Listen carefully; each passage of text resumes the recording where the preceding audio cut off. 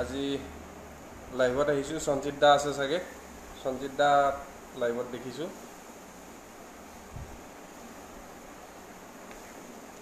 ফেচবুকত মই সাধাৰণতে লাইভত নাহোঁ, কিন্তু আজি আহিব মন গৈছে। মই এটা কবিতা পাঠ কৰিম বুলি ভাবিছোঁ আজি, বন্ধু দিগন্ত নিবিড়ৰ কবিতা এটা।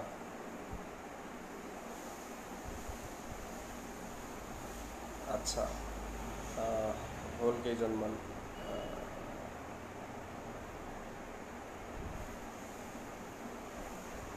ঠিক আছে, মই বন্ধু দিগন্ত নিবিড়ৰ এটা খুব সুন্দৰ কবিতা পাঠ কৰিম বুলি ভাবিছোঁ। চাউণ্ডটো কেনেকুৱা আহিছে ক'ব নোৱাৰোঁ। দিগন্ত নিবিড়ৰ কবিতাটোৰ শিৰোনাম হৈছে ষ্টেট বেংক অৱ ইণ্ডিয়া। কবিতাটো তেওঁৰ প্ৰথম বেলা কাব্য সংকলনখনত তেওঁ সন্নিৱিষ্ট কৰিছিলে। State bank of India. প্ৰখৰ ৰ'দত পুৰি আছে ষ্টেট বেংক অৱ ইণ্ডিয়া। আমি তাৰ বুকুত খুচৰি আছোঁ সুখৰ মুদ্ৰা। দীঘল শাৰীটো দুৰ্বল হৈ আহিছে লাহে লাহে। সবল বুলি দাবীদাৰ মানুহজনৰ ভৰি জিন জিন কৰিছে। দীঘল শাৰীটো দুৰ্বল হৈ আহিছে লাহে লাহে। সবল বুলি দাবীদাৰ মানুহজনৰ ভৰি জিন জিন কৰিছে। তাইৰ দুপাত্তা বাৰে বাৰে সৰি পৰিছে। চুলিৰ গুৰিৰ পৰা বৈ আহিছে ঘামৰ নৈ। ৰুমাল আনিব পাহৰাটো পাপ বুলি মানি লৈছে তাই। কৰ্মচাৰীবোৰ যেন সাধক সংগীতৰ। কীবৰ্ডৰ খটখটনিৰ সুৰত শিশুবোৰ টোপনি গৈছে মাকৰ কোলাত। চিনেমা এখনৰ দৰে সকলো দৃশ্য চাই আছে ছিকিউৰিটি গাৰ্ডজনে। মাজতে এটা ব্ৰেক হোম লোনৰ। লোন দেৰি হোৱাত আপত্তি কৰিছে মানুহজনে। লোনটো যেন তেওঁৰ জীৱন আৰু জি থকাৰ কাৰণ। শাৰীটোৰ শেষৰ মানুহজন মই। চাপৰ আৰু কলা মৃত্যু ভাল পোৱা। পানত উটি আহি যেন কিবাকৈ শৰীৰটোৰ শেষৰ মানুহজন মই। চাপৰ আৰু কলা মৃত্যু ভাল পোৱা। বানত উটি আহি যেন কিবাকৈহে খামুচি ধৰিছোঁ পাৰৰ কোটা। কাল্পনিক সুখৰ শীতল আৱৰণে সকলোৰে হৃদয় মুহিছে।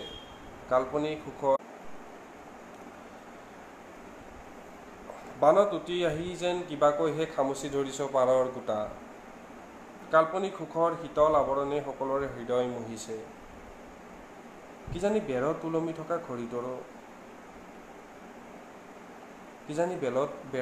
থকা ঘড়ীটোৰো যে সকলোৰে অজ্ঞাতে ভেণ্টিলেশ্যনৰে সৰকি গৈছে সময়। তাতকৈ লেহেম গতিৰে আগুৱাইছে আমাৰ শাৰী।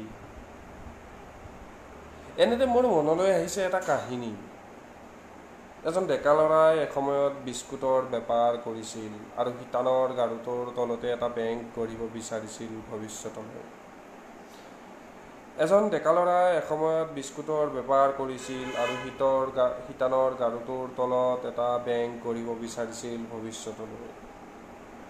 তেওঁৰ স্বপ্ন বেংকৰ আঙুলিৰ টিপৰ মূলধনেৰে 4জনী ছোৱালী আৰু এজন ল'ৰাৰ শাৰীটো ইমানেই দুৰ্বল আৰু ধীৰে আগবাঢ়িছিল যে সকলোৰে পিঠিত ৰ'দে মাৰিছিল চাবু। সময়ে চুৰি মাৰি ভুকুটিয়াই নিছিল হাত কপালৰ পৰা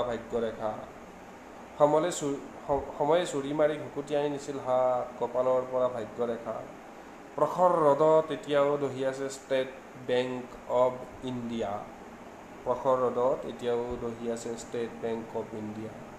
এতিয়াও ঘামি আছে ছোৱালীজনী। ঘন হৈছে কীবৰ্ডৰ খটখটনি। শিশুবোৰ টোপনিত, মানুহবোৰৰ ওঠত আশাৰ গুণগুণনি। সময় নিৰৱধি।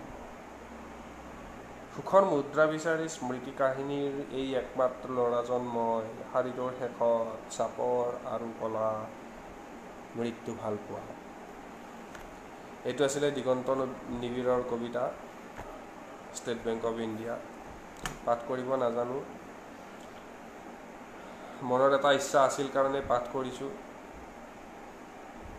ফেচবুক লাইভতো সাধাৰণতে মই আহি পোৱা নাই, আগতে এদিনে দুদিন আহিছিলোঁ।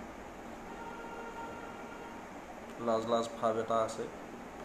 এইবাৰ মই মোৰ আন এজন বন্ধু ৰঞ্জিত পাটগিৰিৰ বিষাদৰ নাও কবিতাটো বিষাদৰ নাও সংকলনখনৰ পৰা লোৱা এটা কবিতা পাঠ কৰিম। কবিতাটোৰ শিৰোনাম লেম্প। হাতত লেম্প এটা লৈ সৰুতে প্ৰায়ে খেদিছিলোঁ এন্ধাৰবোৰ।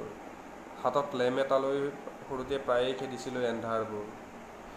লেম্পটো বহুত পুৰণি মোতকৈও। আইক পিতাই পলুৱাই উজাই আহিবৰ দিনা চৈ দিয়া নাৱত সি বোলে দুলিছিল। আইক পিতাই পলুৱাই উজাই আহিবৰ দিনা চৈ দিয়া নাৱত সি বোলে দুলিছিল। সৰুতে সি মোৰ আছিল ছাঁ, সৰুতে সি মোৰ ছাঁ আছিল। এন্ধাৰবোৰ খাইছিল টোকালি টোকালি। মৰণা মৰাৰ নিশা পিতাক ৰাখিছিল জাৰত কঁপি কঁপি। মৰণা মৰাৰ নিশা পিতাক ৰাখিছিল জাৰত কঁপি কঁপি। বাৰান্দাত বহি তাক সাক্ষী কৰিয়েই লুটিয়াইছিলোঁ কুঁহিপাতৰ পাত।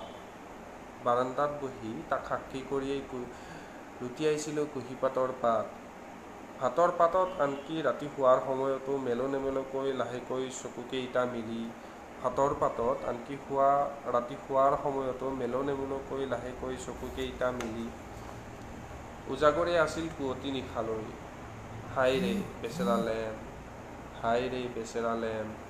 আধুনিকতাৰ কোবাল বতাহত আজি তই অচল টকা।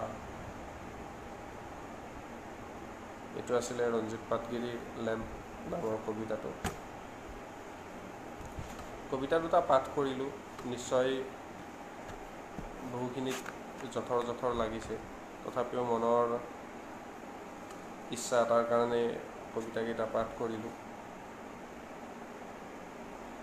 আশা কৰোঁ বন্ধুসকলে ভাল বেয়া বিচাৰ কৰি মাফ কৰিব, ক্ষমা কৰিব।